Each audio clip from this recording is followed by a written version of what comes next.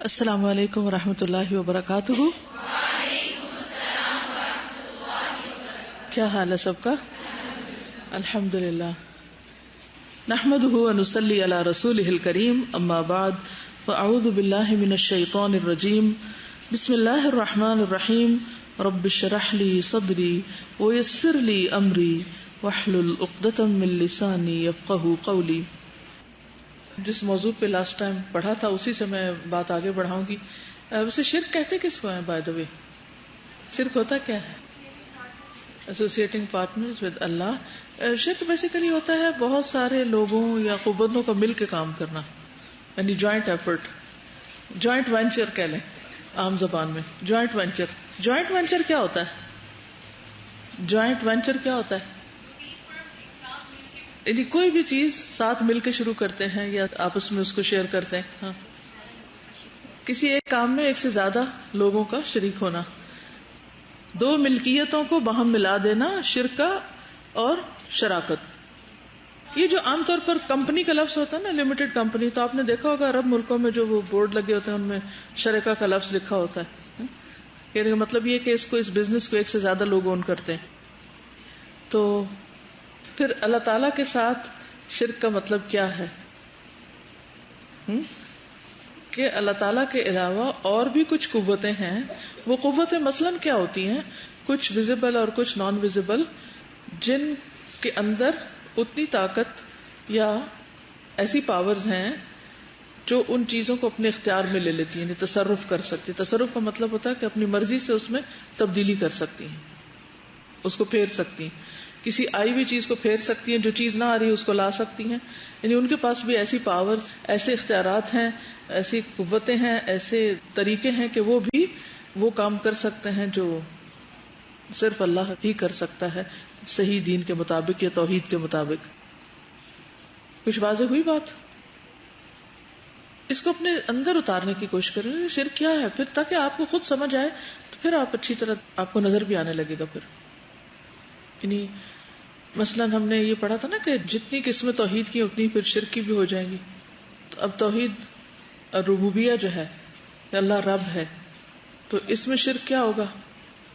اگر اللہ کریٹر ہے تو کوئی اور بھی کریٹر ہے. اب دو طرح کے لوگ ہیں نا، ایک تو وہ ہیں جو مختلف مذہبی نظاموں یا توہمات میں گرفتار ہیں اور وہ شرک کرتے ہیں.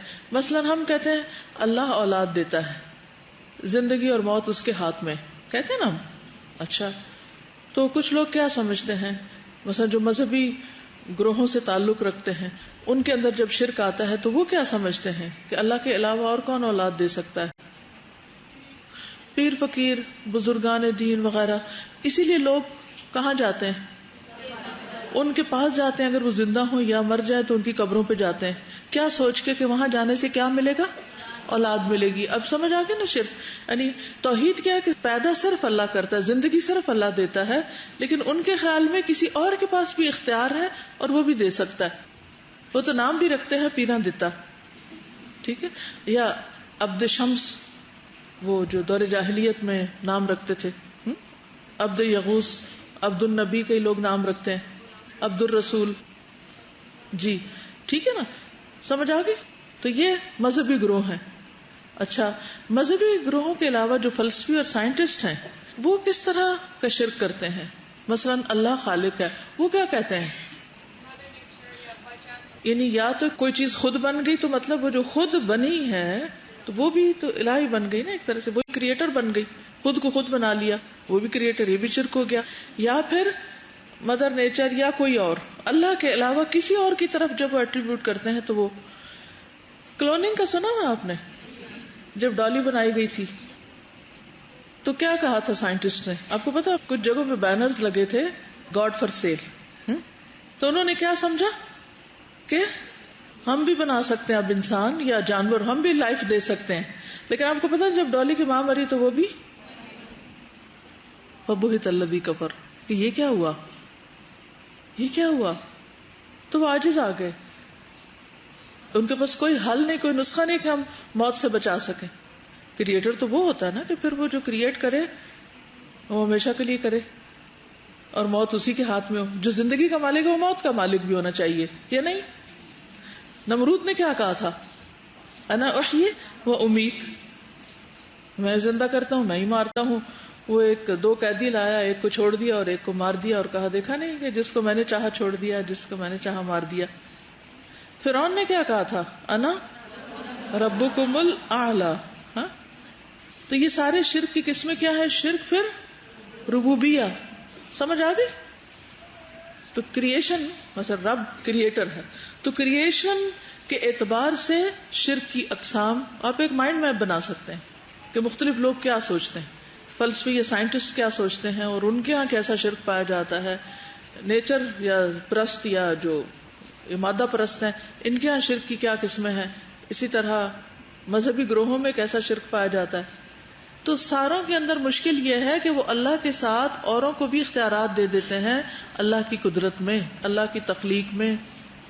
اچھا، اسی طرح رزق کو آپ دیکھ لیجئے، باقی چیزوں کو بھی. اب آپ مزید خود بھی غور و فکر کیجئے. یہ تو پیچھے سے میں صرف تھوڑا سا یاد دہانی کے لیے، اور جیسے انجینئرز مختلف چیزیں بناتے ہیں، تو جو ٹائٹینک کا بنانے والا تو اس نے کیا کہا کہ even God can not destroy this ship. تو پھر کیا ہوا؟ جو ہوا وہ سب کو معلوم. تو کسی بھی چیز کے بارے میں اپنے آپ کو اس کا کریٹر سمجھ لیں. مثلا جب اس نے موسیٰ علیہ السلام کی تصویر بنائی تھی، کون تھا مشہور آرٹسٹ؟ Michael Angelo. اس نے کہا تھا کہ speak Moses speak thou art complete. ٹھیک ہے. اب آپ دیکھیے کہ تصویر کشی سے کیوں منع کیا گیا. عام طور پر ہوتا ہے نا کہ کیوں اسلام اتنا ریجڈ ہے، وہ تصویر نہیں بنانے دیتا، مجسمہ نہیں بنانے دیتا، کیونکہ وہیں سے پھر شرک کی قسمیں شروع ہو جاتی ہیں. انسان کیا سمجھنے لگتا ہے؟ میں بھی بنا سکتا ہوں، میں کریٹر ہوں، میں اس گاڈ سے زیادہ نعوذ باللہ خوبصورت تصویریں بنا سکتا ہوں. اور اسی لیے قیامت کے دن کیا کہا جائے گا تصویریں بنانے والوں کو؟ کہ تم ان کے اندر روح ڈالو. تو اللہ تعالیٰ تو نہ ذات میں، نہ صفات میں، نہ اسماء میں، نہ افعال میں اس کے جیسا کوئی اور ہے ہی نہیں. ہم نے جو لفظ پڑھا تھا نا رقیہ، تو اس کا ذرا پروننسیشن بھی دیکھ لیجئے. دیکھیے رقیہ سنگولر ہے، رقا یہ رقیہ کی جمع ہے. رقی مصدر ہے اصل میں، جمع رقا ہے کھڑی زبر کے ساتھ، اور اس کی جمع رقیات بھی آتا ہے اور رقیات بھی آتا ہے. ٹھیک ہے، یہ جس طرح بھی جس سینس میں بھی یوز ہو وہ سب اسی معنی میں ہے. معنی اس کا کیا ہے؟ منتر، تعویذ، دم. یہ اس کا لفظ معنی ہے، نیوٹرل، نہ اچھا نہ برا. ٹھیک ہے. رقیہ کیا ہے؟ دم، چھو، منتر، تعویذ، افسوں بھی کہتے ہیں اس کو، یعنی چند الفاظ یا دعاؤں کا مجموعہ جنہیں پڑھا یا تلاوت کیا جاتا ہے، پھر ان کے ذریعے پھونکا جاتا ہے، یا انسان کے اوپر یا پانی کے اوپر یا کسی اور چیز پر. سمجھ گئے کیا ہوتا ہے رقیہ؟ دم، تعویذ، منتر، یہ کیا ہوتے ہیں؟ الفاظ ہوتے ہیں جن کو پڑھا جاتا ہے اور پڑھ کر پھونکا جاتا ہے، ایسے کیا جاتا ہے، یا جھاڑا جاتا ہے، نشرہ کہتے ہیں اس کو. ٹھیک. یہ الفاظ یا تو قرآن سے ہوں گے یا کسی حدیث کے ہوں گے، دعا وغیرہ ذکر، جیسے حضرت جبریل علیہ السلام پڑھتے تھے بسم اللہ ارقیک من کل شیء یؤذیک. ٹھیک ہے، وہ دعا آخر تک. تو یہ جو لفظ ہے نا بسم اللہ ارقیک، اللہ کے نام کے ساتھ میں تم کو دم کرتا ہوں یا جھاڑتا ہوں. یہی معنی بنتا ہے نا ارقیک کا. من کل شیء یؤذیک، اب یہ قرآن کی آیت تو نہیں لیکن اللہ کا نام ہے. تو چاہے اللہ کا نام ہو، اسماء الحسنی ہو، چاہے آیات ہوں، چاہے کوئی دعائیں ہوں، ان کو پڑھنا، یا پھر کوئی ایسے الفاظ پڑھنا جن کا میننگ ہم کو نہ پتا ہو. اب جن الفاظ کے میننگ ہمیں پتا ہو، قرآن و سنت سے ثابت ہو، ان کا پڑھنا تو جائز ہے. لیکن جن الفاظ کا مطلب ہی نہیں آپ کو پتا کہ پڑھنے والا پڑھ کیا رہا ہے، مثلا کسی کو کوئی ایسے الفاظ آتے ہیں جن کا مطلب نہ پتا ہو لیکن ان کو پڑھ کے لوگ جھاڑتے ہیں. جی ریکے میں یہ کرتے تھے، چوکرے سہے کی کیونکہ جاپنیز طریقہ علاج ہے نا تو انہی کے الفاظ ہیں شاید. اب ان کا میننگ کیا ہے؟ سمبلس ہیں، ان کے نام ہیں، میننگ کیا ہے کوئی پتہ نہیں، کیا کہہ رہے ہیں کوئی پتہ نہیں. بعض اوقات لوگ جنات کے نام سے ان کو پکارتے ہیں. ایک جگہ میں نے پڑھا تھا، ایک کتاب تھی ایسی ہوتی ہے نا، وہ اسلامی وظائف لکھا ہوتا ہے، اور جب ان کو کھولتے ہیں تو عجیب و غریب لفظ لکھے ہوتے ہیں، ستاروں کی گردی سے عملیات، تو سم لل تل پتہ نہیں اس طرح کے کچھ الفاظ لکھے ہوئے تھے. کوئی پتہ نہیں مطلب کیا ہے، کس کو پکارا جا رہا ہے، کیا کہا جا رہا ہے، کیا پڑھا جا رہا ہے. ایسی ساری چیزیں پڑھنا کیا ہے؟ شرک ہے. ان سے پرہیز کرنا چاہیے. جی بچوں کی جو سٹوریز ہوتی ہیں، فیری ٹیلز ہوتی ہیں یا اور سٹوریز، ان میں بھی بعض اوقات خاص طور پر ایک مشہور نام ہے جی ہیری پوٹر، تو بعض ایسے الفاظ ہوتے ہیں کہ جن کو وہ بار بار دہراتے ہیں، اور آپ کو پتا ہے کہ وہ سٹوری میں ایک بار نہیں کئی بار آتے ہیں. کھل جا سم. اب یہ اردو میں کہانیوں میں کئی دفعہ یہ لکھا ہوتا ہے. اب کیا ہے، کون کس کو کہہ رہا ہے، کس نے کھلنا ہے، کس قوت نے کھولنا ہے؟ غیر مرئی قوت ہے نا بیچ میں جسے کہہ رہا ہے کھل جا سم.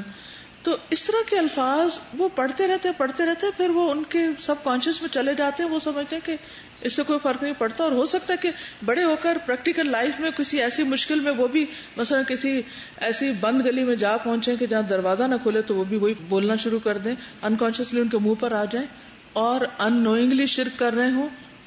تو کس قدر خطرناک چیز ہے یہ.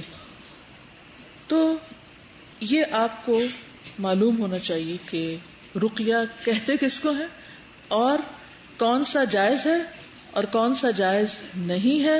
نبی صلی اللہ علیہ وسلم نے فرمایا لا بأس بالرقى ما لم تكن شرکا. یہ اب کرائیٹیریا دے دیا گیا، جب تک شرک کے الفاظ نہیں تو کسی بھی رقیے میں حرج نہیں، خواہ وہ قرآن کی آیات ہوں، اللہ کے نام ہوں، اذکار ہوں، یا عام الفاظ بھی ہوں جس میں پکارا اللہ ہی کو جا رہا ہو. ٹھیک ہے، ما لم تکن شرک کی شرط ہے. اچھا تمائم کس کو کہتے ہیں؟ تمیمہ کی جمع. وہ کیا ہوتا ہے تمیمہ؟ رقیہ اور تمیمہ کا فرق بیان کیجئے. رقیہ الفاظ ہیں جو بولے پڑھے جاتے ہیں. تمیمہ لٹکائی ہوئی چیز کو، چاہے وہ گلے میں لٹکائیں یا پھر چھت پہ لٹکائیں یا درخت پہ لٹکائیں، تو لٹکائی ہوئی چیز خواہ وہ کوئی چمڑا ہو، موتی ہو، نگینے ہو یا اذکار وغیرہ ہو، کسی خاص شکل کی تسبیح ہو، اس کے اوپر بھی آئیز چھوٹی چھوٹی بعض اوقات بنی ہوتی ہے. آپ کو پتا وہ بیڈز کے اوپر بھی کچھ تصویریں ہوتی. تو ان چیزوں کو عام طور پر تعویذ کہا جاتا ہے.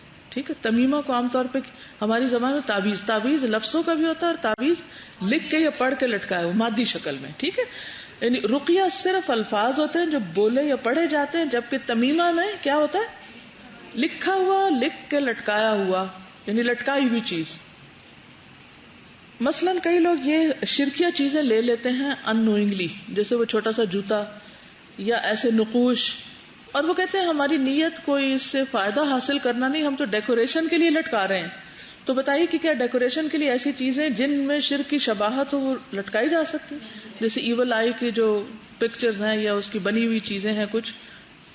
تو ایسی تمام چیزیں ان سے پرہیز کرنا چاہیے، چاہے وہ ڈیکوریشن ہی کے لیے کیوں نہ ہو. نبی صلی اللہ علیہ وسلم نے اونٹ کے گلے سے بھی وہ جو تانت باندھ کے لٹکائی گئی تھی اس کو بھی کاٹنے کا حکم دیا تھا کہ لٹکاؤ نہیں، لٹکانا منع ہے. ٹھیک. مسند احمد کی وہ حدیث بھی دوبارہ سنا دیتی ہوں. نبی صلی اللہ علیہ وسلم نے فرمایا ان الرقى والتمائم والطول شرک. تمائم، رقا یعنی رقیے، یعنی کون سے رقیے؟ جن میں شرکی الفاظ ہو، یعنی جھاڑ پھونک جس کو کہتے ہیں، اور تعویذ گنڈے، اور یہ جو دم محبت جس کو کہتے ہیں تولا. یہ اصل میں وہ دم ہوتا ہے، یہ ایسا عمل ہوتا ہے جس سے کہا جاتا ہے کہ ہسبینڈ وائف کے درمیان محبت پیدا ہوتی ہے. عام طور پہ عورتیں یہی تعویذ لینے جاتی ہیں مختلف لوگوں کے پاس. یہ کہہ رہی ہے کہ کی چینز کے اندر چھوٹا سا جوتا بنا ہوا ہوتا ہے اور اس کو ڈیکوریشن کے لیے بیگز کے ساتھ لٹکا دیا جاتا ہے. تو اب پتہ ہی نہیں کسی کو، وہ سمجھتے ہیں ایسے یہ تو ڈیکوریشن ہے. حالانکہ اس کے پیچھے بھی ایک کانسیپٹ ہے. تو جو یہ پتا چلے اٹھا کے پھینک دے. یہ کہہ رہی ہیں کہ اگر لوگوں کو اس طرح کے شرک یا دم وغیرہ سے منع کریں تو وہ کہتے ہیں کہ اگر یہ غلط ہے تو ان کا اثر کیوں ہوتا ہے.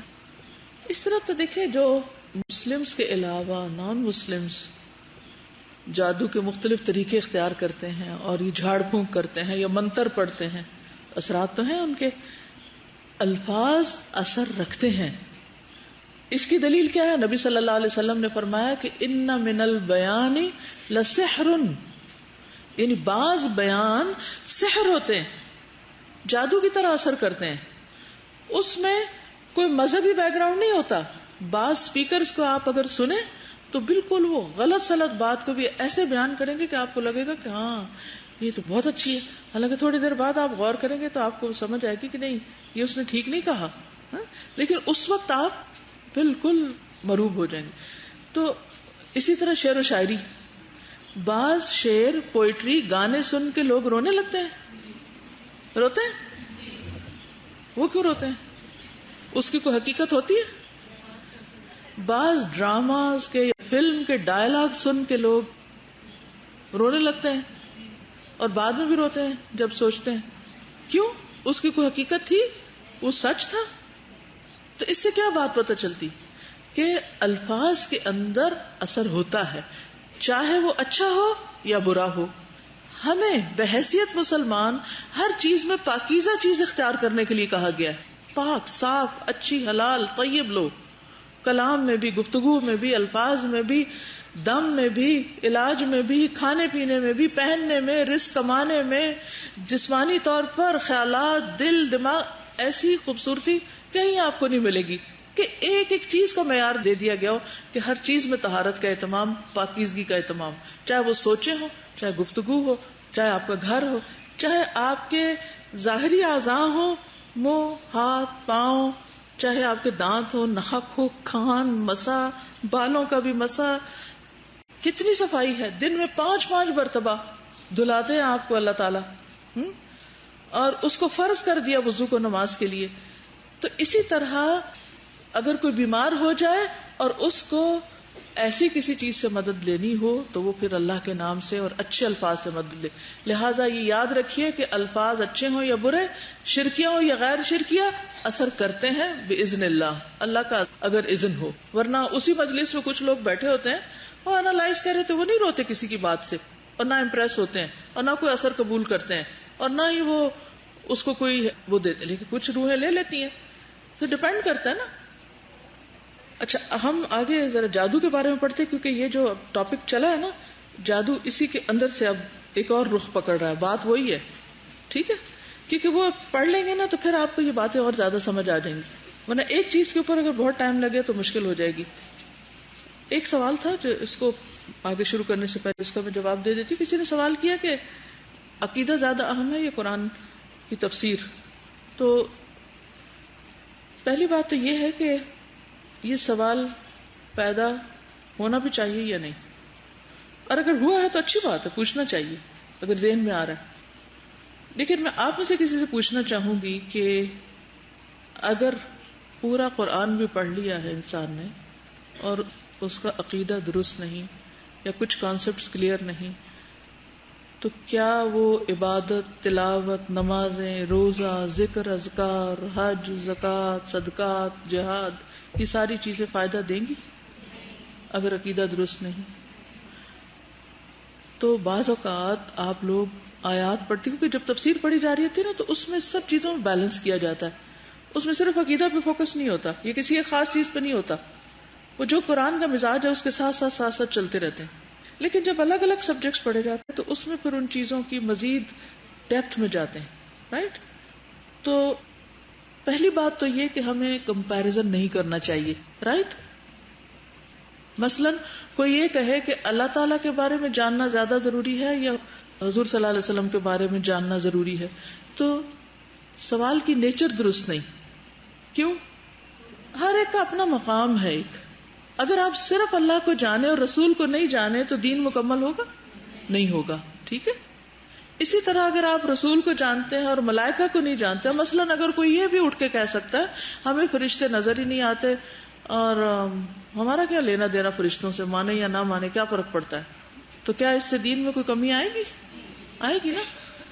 تو یہ کہنا کہ صرف میرے لیے اتنا ہی کافی ہے کہ خدا رسول کو جانتی ہے، اس سے بیونڈ نہیں چاہیے مجھے کچھ، یا اتنا امپورٹنٹ نہیں، تو یہ کمپیرزن نہیں کریں. ہر ایک کا اپنا مقام ہے. دوسری بات یہ ہے کہ جہاں ہر ایک چیز کی اہمیت ہے میرے نزدیک، یہ اس لیے نہیں کہ میں پڑھا رہی ہوں تو اس سے میرے نزدیک، اصول اور بنیاد کی حیثیت سے عقیدے کی درستگی پر ساری عبادات کا انحصار ہے، ہماری نجات کا انحصار ہے. اگر اس میں بات سمجھ نہیں آئی یا کوئی جھول رہ گیا یا کنفیوژن کا شکار ہم رہے تو جو پڑھ رہے ہیں یہ بھی وقت ضائع ہے. اس لیے ہر روز مجھے پڑھائی ہوئی باتیں پھر چھیڑنی پڑتی ہیں، کیونکہ میں نے اپنے ایک ضمیر یا دل کو بھی ایک معیار بنایا ہوا ہے.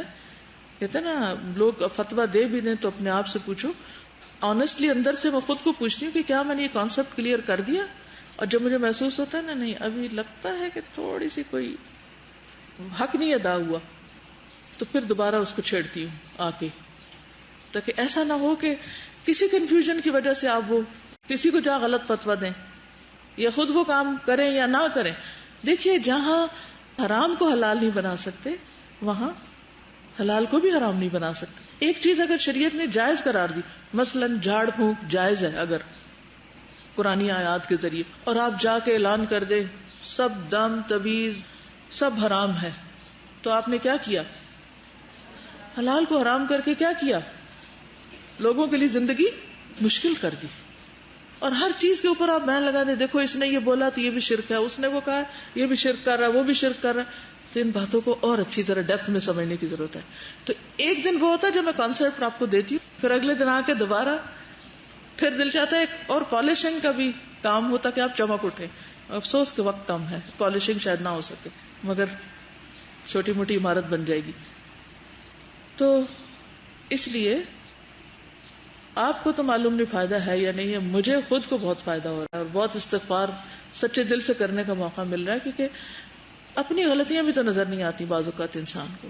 عقیدہ ٹھیک ہو گیا تو سمجھے ہر چیز پلیس پہ آ گئی، اور اگر وہاں گڑبڑ ہو گئی سب کچھ گیا، ایک دھماکے میں سب ختم. ایٹم بام سے بھی زیادہ خطرناک ہے شرک. بہت سی چیزوں سے ڈرتے ہیں، اس سے نہیں ڈرتے. تو آپ صلی اللہ علیہ وسلم نے سب سے زیادہ تو اسی سے ڈرایا لوگوں کو.